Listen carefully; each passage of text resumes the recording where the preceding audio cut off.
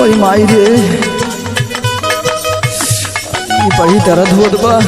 ए भौजी का हो कैसन कमरवा में कहरत है हो का बात बा? ये सब तोहरे भैया के देन और कुछ ना। अरे का भइल हो? सुना बताओ थी का भय। सुनावा। रातिया के से जिया पे मुझ कल कमरिया हरे मोर ना दो, हरे मोर ना दो, तानी पिसा ना हरा दिया ए मोर ना दो।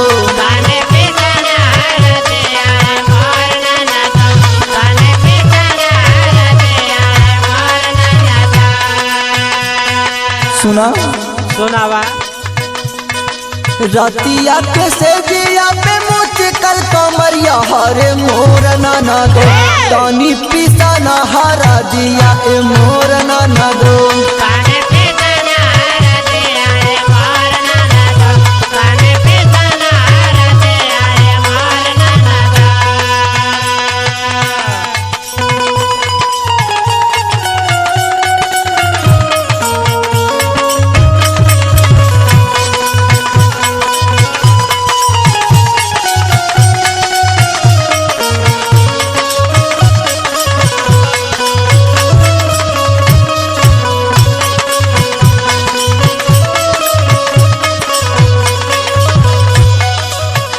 भौजी का हो?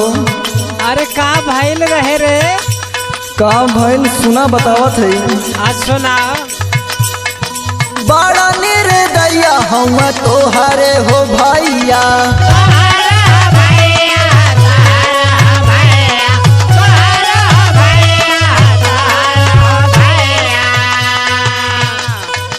दिहल डुबाए रात नदी बीच नैया।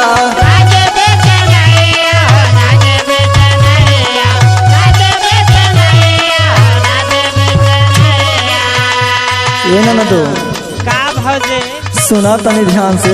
सुनावा। हम बड़ा निर्दया हम तोहरे हो भैया, दिहल डुबाए रात नदी बीच नैया। देहिया पकड़ के खूब दिल झका झोर हरे मोर ना दो, हरे मोर ना दो, तानी पिसा ना हरा दिया ए मोर ना दो।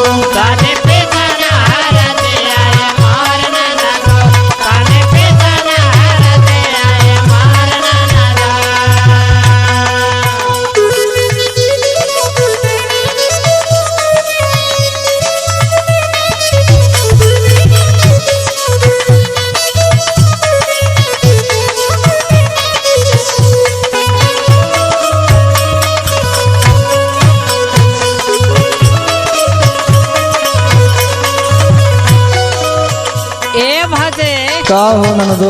अरे तो का भइल और रे? का भइल जानत हो?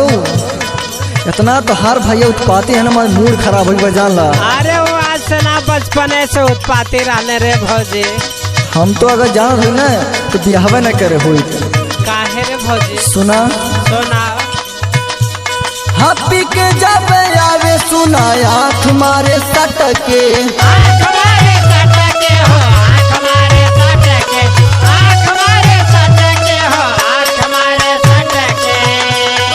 और सुना। सुना भौजी। हम बाल सुधरावे हमर सेज पे पटक के,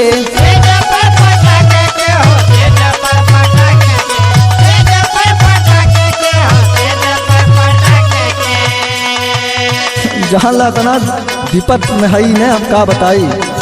सुना सुना सुना। हापी के जब आवे सुना आँख मारे सटके, बाल सुधरावे हमर सेज पे पटक के। हर दिहल दरदिया शिवम सैया बाड़ी जोर हरे मोर ना दो, हरे मोर ना दो, तानी पिसा ना हरा दिया ए मोर ना दो।